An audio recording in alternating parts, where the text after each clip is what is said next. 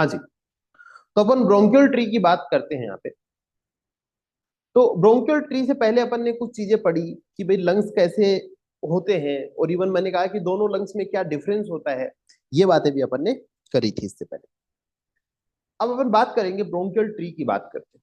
तो देखो पहले अपन ने बेसिकली क्या पढ़ा कि लंग्स में क्या सिस्टम है। ये मान लीजिएगा दोनों तरफ के फेफड़े हैं, कितने जैसे दिख रहे हैं लेकिन फेफड़े मान के चलिएगा, है ना।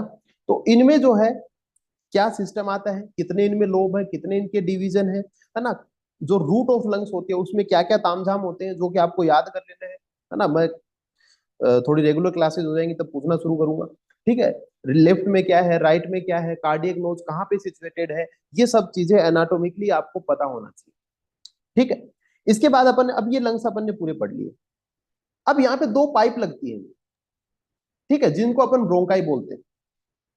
तो वो जो है यहाँ पे कैसे आती है, इसके ऊपर का जो सिस्टम है, लंग्स अपने बेसिकली क्या करते हैं, अपन जो श्वास प्रश्वास की जो क्रियाएं होती हैं उनके लिए अपन करते हैं। कोई विद्यार्थी है कोई जो ये बता सके कि अपन ऑक्सीजन क्यों लेते हैं, या फिर क्या फायदा होता है ऑक्सीजन लेने का।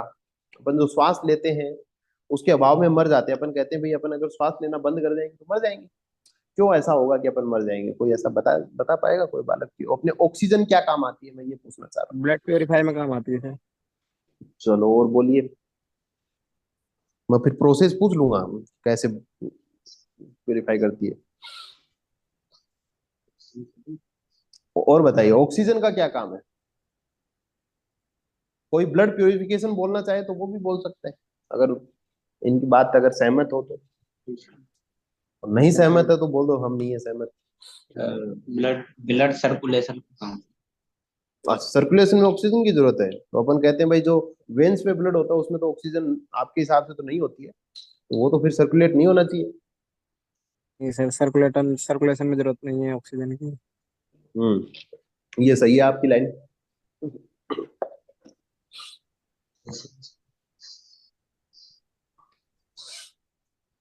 चलिएगा, तो अपन कल का होमवर्क रहेगा कि अपन पता करेंगे कि ऑक्सीजन का क्या काम है बॉडी में, फालतू उसके चक्कर में इतना पढ़ना पड़ रहा है। चलिए, तो अभी अपन ब्रोंकियल ट्री अपन शुरू करते हैं। तो ब्रोंकियल ट्री का मतलब होता है पेड़। पेड़ का मतलब क्या होता है, एक पेड़ ऐसा होता है जिसमें कुछ एक बड़ा तना होगा, इसके ऊपर एक कम मोटी टहनी होगी, उसके आगे और पतली टहनी होगी, और उसके आगे और पतली टहनी, जिसकी क्या लगी रहेंगी, पत्तियां लगी रहेंगी।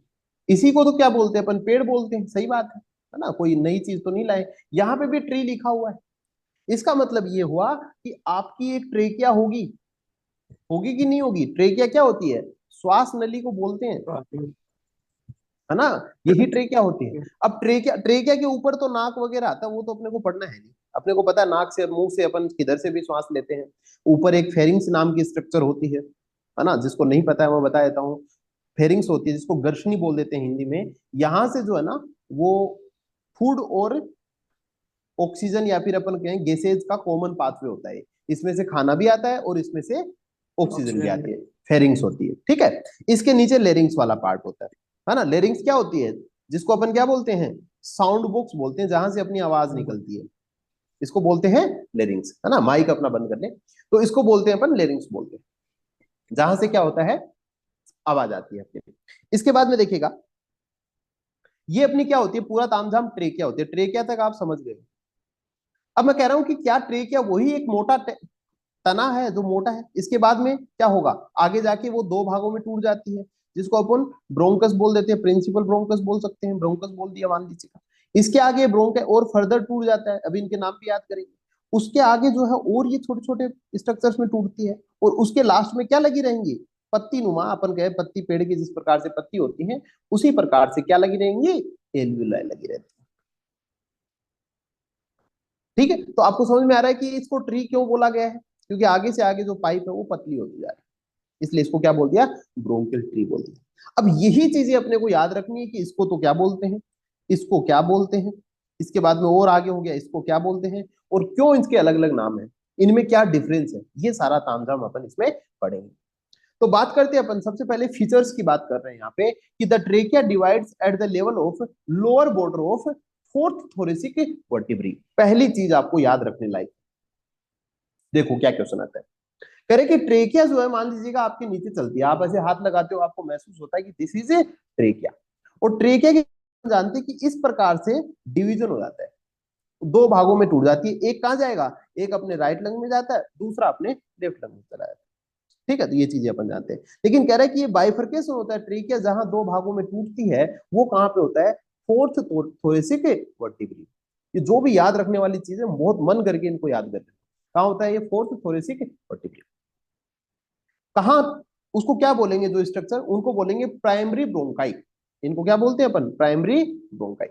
ये इसके बाद में देखो, द राइट प्रिंसिपल ब्रोंकस या फिर प्राइमरी ब्रोंकाई जो भी है, वो क्या होगी, वो शॉर्टर होगी, 1 इंच की होती है। समझ रहे हो बात को, जो राइट वाला लंग्स होता है ना वो बड़ा होता है, राइट वाला फेफड़ा बड़ा होता है, बड़ा होगा तो वो जो है मान लीजिएगा इस प्रकार से बड़ा है, और यहाँ पे ट्रेकिया डिवाइड हो रही है, ऐसे हुई। ठीक है, लेफ्ट वाला क्योंकि बीच में हार्ट भी है यहाँ पे, तो यहाँ पे फेफड़ा थोड़ा सा दूर चला गया, इस प्रकार से होता है। तो ये वाला फेफड़ा दूर गया तो ये वाला प्राइमरी ब्रोंकाई या फिर प्रिंसिपल ब्रोंकस क्या होता है, इसकी पाइपलाइन बड़ी होगी, ये वाली छोटी होगी। समझ रहे हो ना बात को, पहली चीज इतनी समझ में आ रही होगी। तो कह रहा है कि ये क्या होती है, शोल्डर होती है राइट वाले की, और लेफ्ट वाले की जो है वो बड़ी होती है। राइट प्रिंसिपल ब्रोंकस 2.5 सेंटीमीटर का होता है, और लेफ्ट प्रिंसिपल ब्रोंकस जो है वो 5 सेंटीमीटर की होती है, मतलब ये पाइपलाइन बड़ी रहेगी। अब देखो इसीलिए इंपॉर्टेंट बात आती है कि इनहेल पार्टिकल, जो अपन श्वास के साथ कुछ ऐसे पार्टिकल होते हैं जो बैक्टीरियाज कह सकते हैं, या फिर कोई भी ऐसे पार्टिकल जो क्या कर सकते हैं, इन्फेक्शन कर सकते हैं, वो क्या करते हैं, tend to pass more frequently to the right lung. आपसे कोई पूछे भाई अगर आपको कोई लंग्स इन्फेक्शन है तो कौन से फेफड़े में ज्यादा जल्दी होने के चांसेस होंगे, तो अपन कहेंगे भाई राइट लंग्स वाले में पहले इन्फेक्शन होगा। क्यों, क्योंकि उसका जो ब्रोंकस होता है, जहां से ट्रेकिया के बाद में जो डिवीजन आता है वो क्या होता है, छोटा होता है, साथ में वाइडर, ज्यादा चौड़ा भी होता है।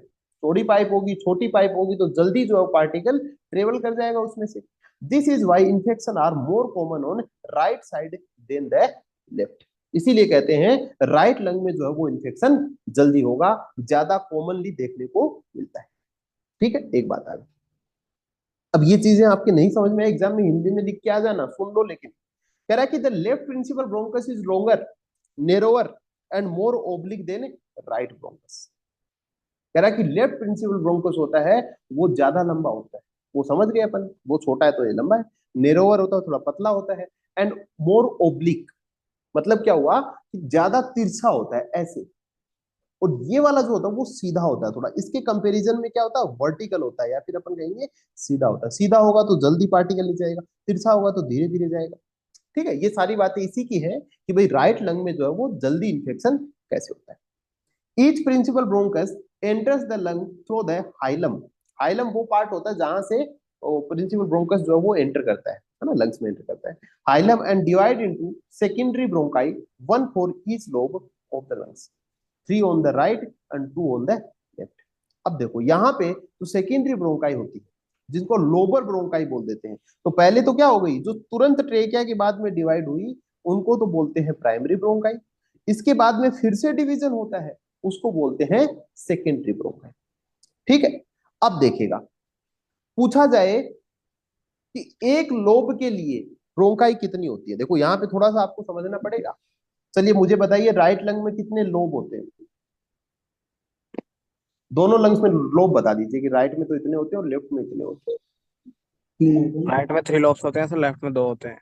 Very good. तो अब बताइए एक लोब के लिए एक ब्रोंकाई होती है ना, एक लोब के लिए एक ब्रोंकाई होती है। तो राइट वाले के लिए कितनी ब्रोंकाई होंगी, कौन सी, 3। Secondary bronchi. तो कितनी हो जाएंगी, राइट वाले के लिए 3 हो जाएंगी। इसी को बोलते हैं लोबर ब्रोंकाई या फिर सेकेंडरी ब्रोंकाई। ठीक है, तो एक लोब में एक जाएगी तो राइट वाले में कितनी होंगी, 3 हो जाएंगी, लेफ्ट वाले में कितनी हो जाएंगी, 2 हो जाएंगी, क्योंकि उसमें लोब भी 2 है। ठीक है, तो ये चीज में इंपॉर्टेंट है, इसको याद करना आपको। समझ गए और बहुत अच्छी बात है। इसके बाद में देखो अगली चीज है, each lobar bronchus divide into tertiary. अब जो लोबर हो गए, अब आपकी सिचुएशन समझ में आ रही है। अपन ट्रेकिया से चले थे, अभी आगे इमेज भी आएगी, है ना, इमेज आएगी वो भी देख लेंगे। लेकिन आपको सिचुएशन समझ में आ रही है कि एक अपन ने क्या क्या डिवाइड किया, जिसको अपन ने क्या बोल दिया, प्राइमरी ब्रोंकाई बोल दिया। इसके बाद में अपन ने कहा कि भाई लोबर ब्रोंकाई होती है या फिर सेकेंडरी ब्रोंकाई होती है, जो कि हर एक लंग्स के लोब में जाती है। तो एक लोब में एक जाएगी तो इधर 2 हो जाएंगी, और इधर जो है वो 3 हो जाएगी। यहां तक का तामझाम आपके समझ में आ रहा है। इसके बाद में देखो आगे क्या कह रहा है कि each lobar bronchi divide into tertiary. अब इसके बाद में और आगे डिवाइड हो जाती है, वो कहां पे होंगी, वो लंग्स के लोब के अंदर होंगी। तो कह रहा है उनको क्या बोलते हैं अपन, टर्सरी ब्रोंकाई बोल देते हैं। अब आओ, कह रहा है कि 1 for each bronchopulmonary segment, 10 on right and 8 on left side. यहां पे क्या होता है, ब्रोंकोपल्मोनरी सेगमेंट कितनी होती है, ये थोड़ा सा इंपॉर्टेंट है, याद रखना है। 10 होती है राइट साइड में और 8 होती है लेफ्ट साइड में। Left side. The segmental bronchi,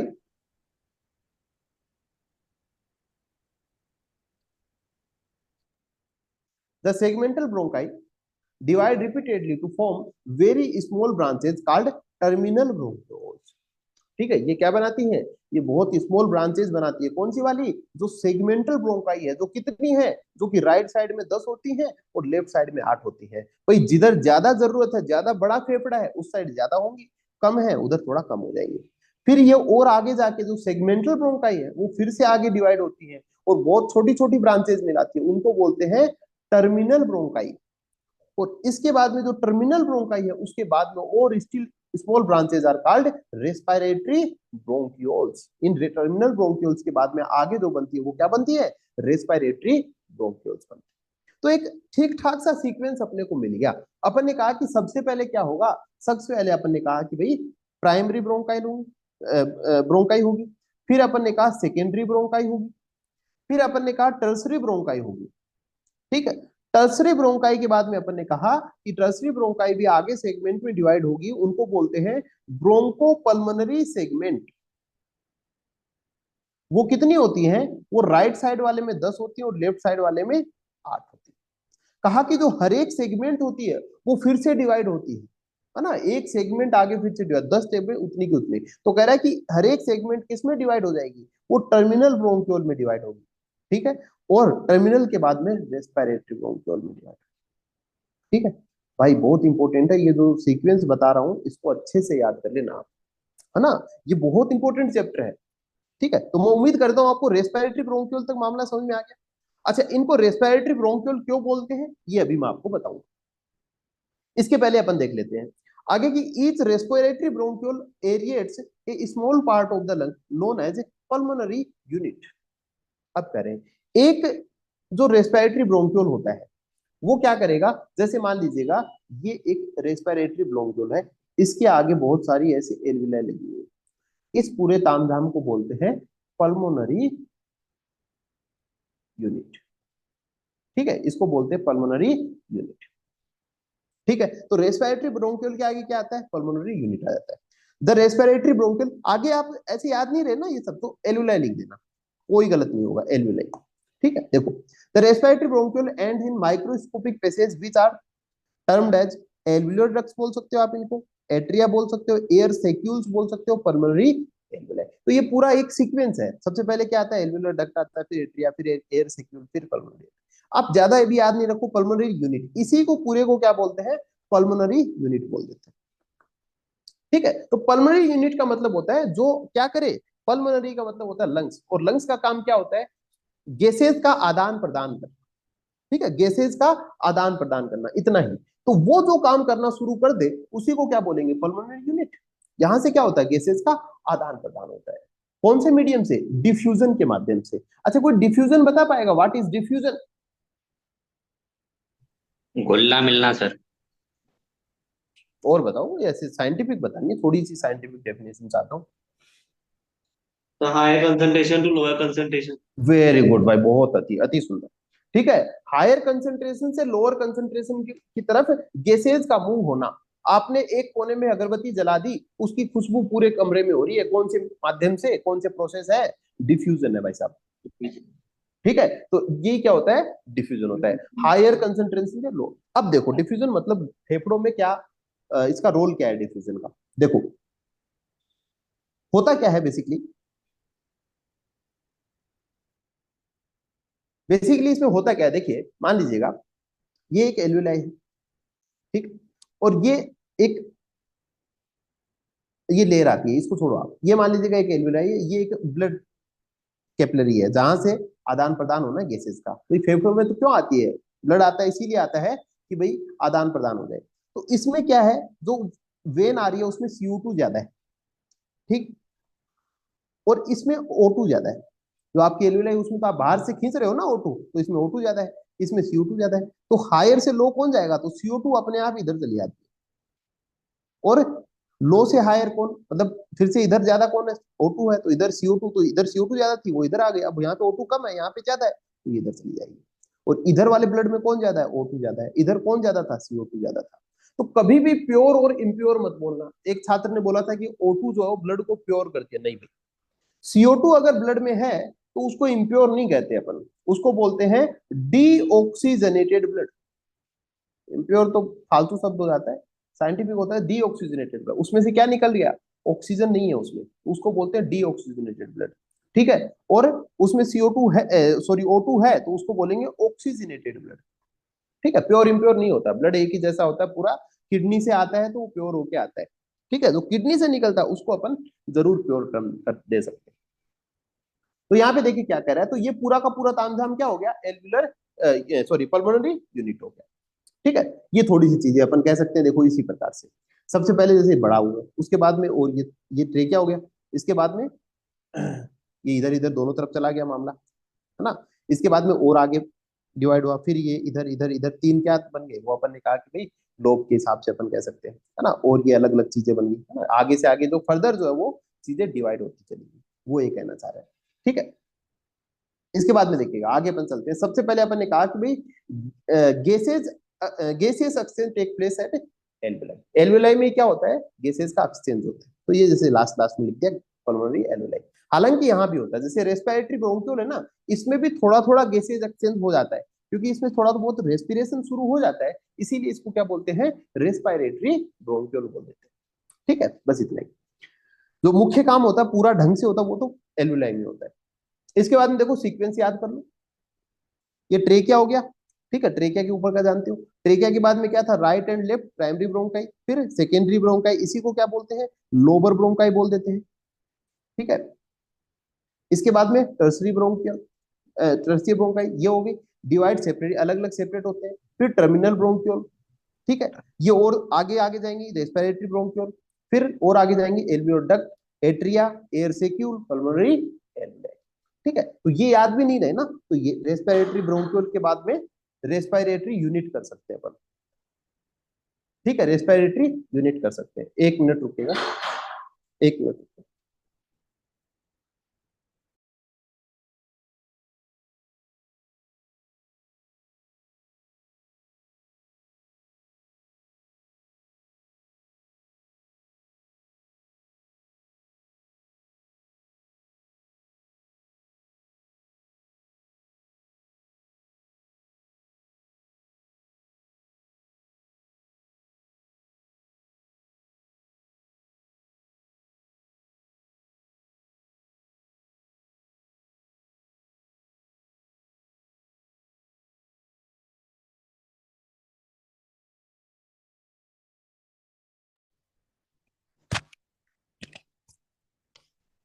हाँ जी।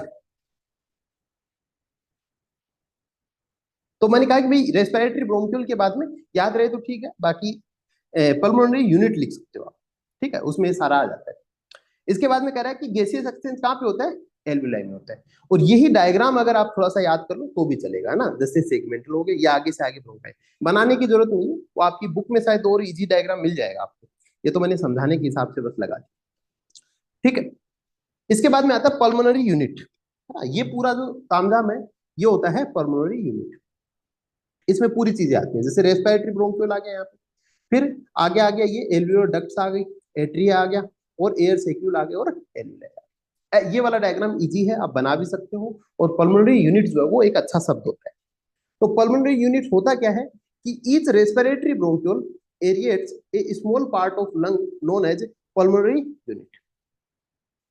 Bronchopulmonary segments, these are well defined anatomical segments aerated by tertiary segmental bronchus। तो ये एक बात हो गई कि यहां से भी क्या होता है कि भाई थोड़ा बहुत गैसेज का एक्सचेंज होता है, या फिर पल्मोनरी यूनिट का मतलब होता है कि जहां से क्या होना शुरू हो जाना, क्या गैसेज का एक्सचेंज शुरू हो जाना। इसके बाद में अपन कहेंगे थोड़ा बहुत डिफरेंस होता है राइट और लेफ्ट लंग में। ये इतना इंपॉर्टेंट नहीं है जितना अपन जनरल डिफरेंस की बात करते हैं। तो आपको सबसे पहले तो याद क्या रखना, आपको राइट लंग और लेफ्ट लंग का बेसिक डिफरेंस आपको याद रखना है, जो अपन पहले पढ़ चुके थे। यहाँ पे अपन हल्की सी चीजें देखेंगे, ज्यादा डीपली नहीं देखेंगे। सबसे पहले लोब्स की बात करते हैं, सेगमेंट्स की बात करते हैं। जैसे इसमें अपर लोब था, तो इसकी सेगमेंट क्या हो गई, एपिकल, एंटीरियर और पोस्टीरियर। यहाँ पे भी अपर लोब था, इसका अपर डिवीजन हुआ, ठीक है, एपिकल, पोस्टीरियर और एंटीरियर। इसमें मिडल लोब था, इसमें मीडियल और लेटरल हो गया। यहाँ पे जो अपर लोब था और लोअर लोब, दो ही लोब थे, यहाँ पे तो तीन थे, तो अपर लोब में दो डिवीजन, एक डिवीजन ऐसा कर दिया और एक लोअर डिवीजन कर दिया, ठीक है, बस अपर डिवीजन लोअर डिवीजन इतना याद रखिए। फिर इसमें लोअर लोब हो गया, इसमें मिडिल लोब था, तो इसमें मिडिल और लेटरल लोब हो गया। लोअर लोब की बात करें तो इसमें भी इसी प्रकार से अपन सेगमेंट्स को डिवाइड करेंगे, superior, anterior basal, medial basal, posterior basal और लेटरल बेसल, ठीक है। टोटल सेगमेंट आप याद रख लेना, इसमें कितनी होती है, इसमें 10 सेगमेंट होती है, क्योंकि बड़ा लंग है।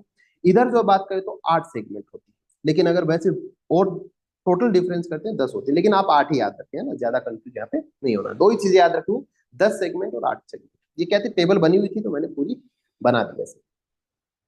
ये पूरा इसका डिवीजन बता रखा है, किस प्रकार से इनको बांटा गया है ना। लोब के अंदर जैसे पोस्टीरियर इतने को सप्लाई देगा, फिर ये एपिकल वाला इसको देगा, एंटीरियर वाला इसको सप्लाई देता है ना, ऐसे ऐसे करके पूरे के पूरे जो है वो भाग बना दिए इसके, ठीक है। ये भी इसी प्रकार से।